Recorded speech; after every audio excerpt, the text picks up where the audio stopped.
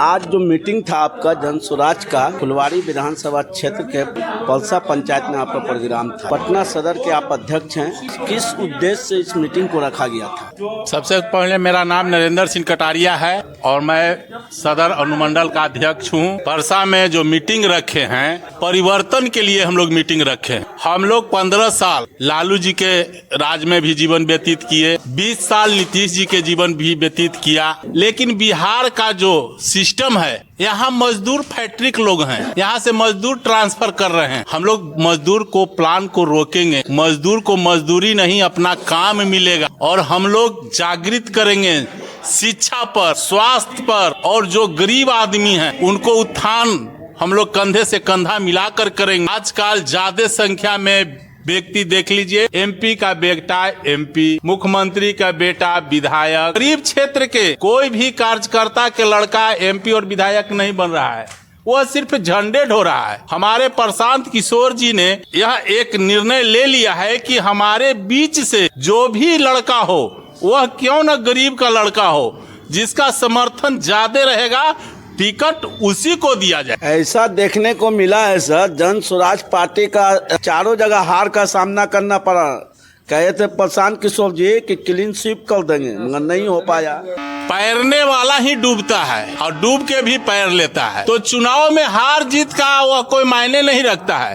Percentage देखिए कि मेरा नया पार्टी है, मेरा 4 जगह से परसेंट कितना आया, जिसका संगठन नहीं था, फिर भी हम लोग नए में भी अपना परसेंटेज बहुत अधिक लाया हूँ। धीरे धीरे मेरा पार्टी अग्रसित है। चलिए मेरे साथ और मुखिया जी हैं, कंडाप से उनसे जानने का कोशिश करेंगे कि आप पलसा पंचायत में आए, आपका स्वागत है। आप मुखिया जी जन स्वराज से कब से आप जुड़े हुए हैं? जन स्वराज से हम लोग 4-5 महीने से जुड़े हुए हैं। जन स्वराज में क्या खासियत लगा मुखिया जी कि आप जुड़े हैं? जन स्वराज का सबसे प्रथम खासियत ये लगा कि गांव-गांव शिक्षा में जो असुविधा हो रही है, बच्चों लोग, गरीब के बच्चे लोग पढ़ नहीं पा रहे हैं, शिक्षा में कमी हो रही है।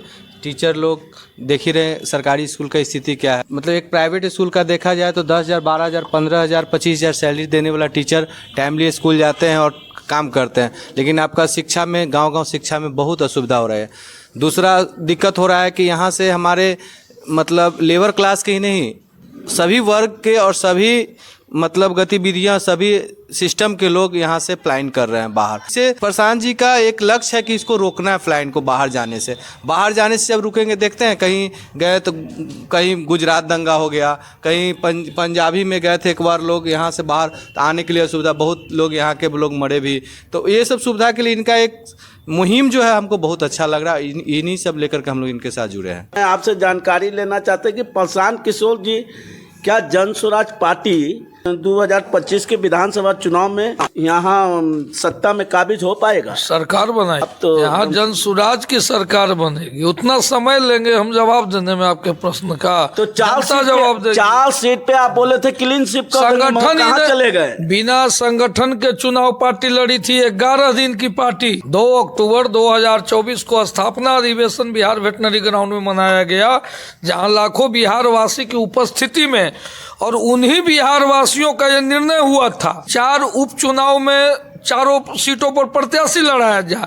मूल उद्देश्य था कि जो कई दशकों से जड़ जमा के बैठे हुए थे वहां पर, जो अपने आप को बिहार में बाहुबली कहलाते थे, जो तानाशाह कहलाते थे कि मेरी बपौती है ये सीट, कोई हमको हरा नहीं सकता, तो कह कर जनता से जो हाथ उठाने वाले वेटनरी ग्राउंड में जो बिहारवासी थे, वो तमाम बेलागंज और तरारी और रामगढ़ विधानसभा के तो वोटर थे नहीं, सिर्फ विचारधारा को लेकर जन स्वराज पार्टी वहाँ गई थी उपचुनाव में, और 10% मत आया।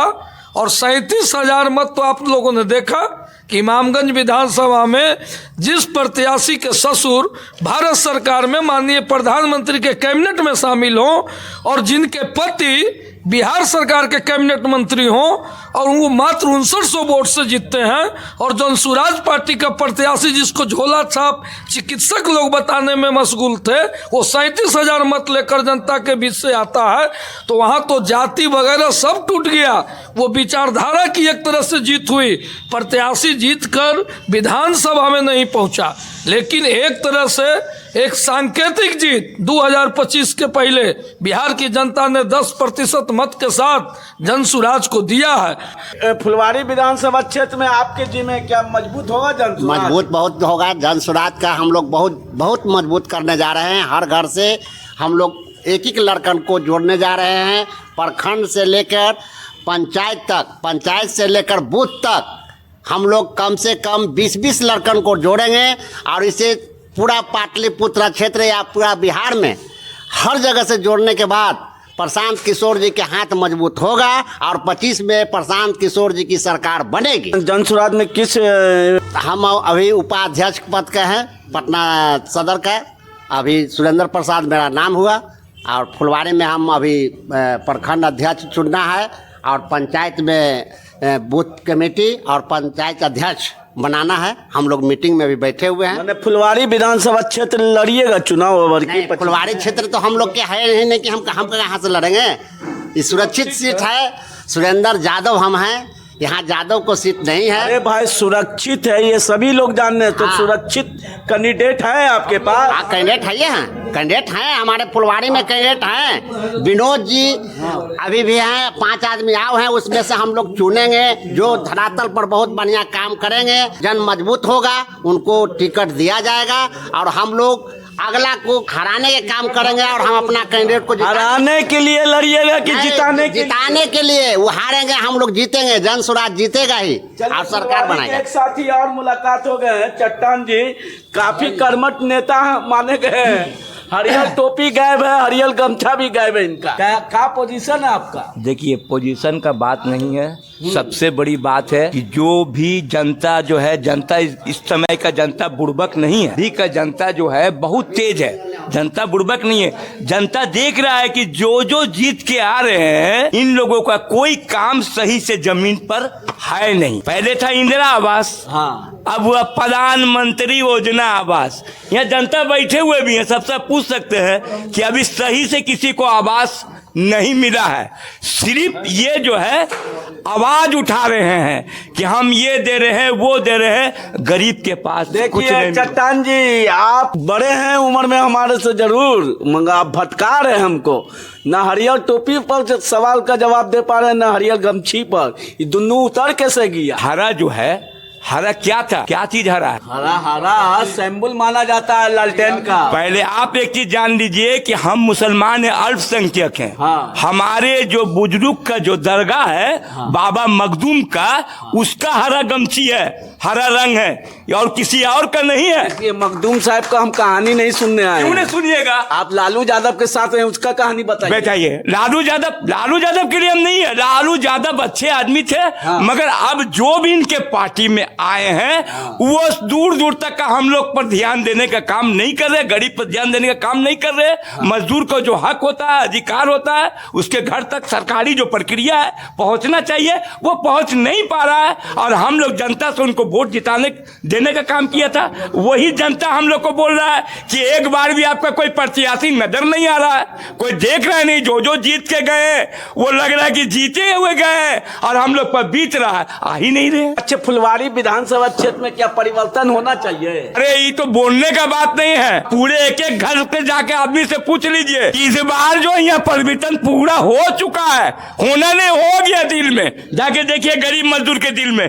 यहाँ विधायक को तो कोई पहचान में नहीं करता है। यहाँ का कोई भी जनता से पूछिए ना कि विधायक को पहचानते हो, बोलेगा नहीं, आप तरीके से बोलेगा नहीं। कभी किसी के घर पे गया, कभी किसी का दुख देखा, कभी कोई एम्स में तबियत खराब हो किसी का पास गया, कभी थाना में फंस गया उसके लिए गया। क्या कीजिएगा भाई, सच्चाई पे आइए। और सच्चा जो है एक अच्छा चीज है, जो भी रहेगा जनता उसके साथ रहेगा। जो इंडिया गठबंधन है वो कहते हैं कि हम लोग का उम्मीदवार तो वही होगा, माले से अभी है, भाकपा माले से गोपाल रविदास।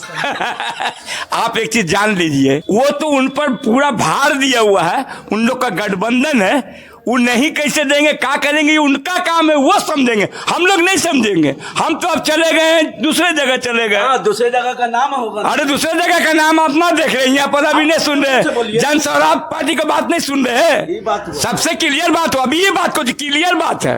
तो मन मजबूत कीजिएगा। अरे मजबूत पार्टी हो गया जी, सोच लीजिए आप। देखिए हम लोग कहीं जो है ना, एक शख्सियत को खड़ा कर दिया गया, विनोद जी को हम लोग के साथ लगाया गया, हम लोग के साथ मिलकर वो भी जा रहे हैं, गाँव गाँव जा रहे हैं, हर जगह जो पहुंच रहे हैं। इंशाल्लाह हम लोग भी कोशिश करेंगे कि उनको आगे बढ़ाएंगे।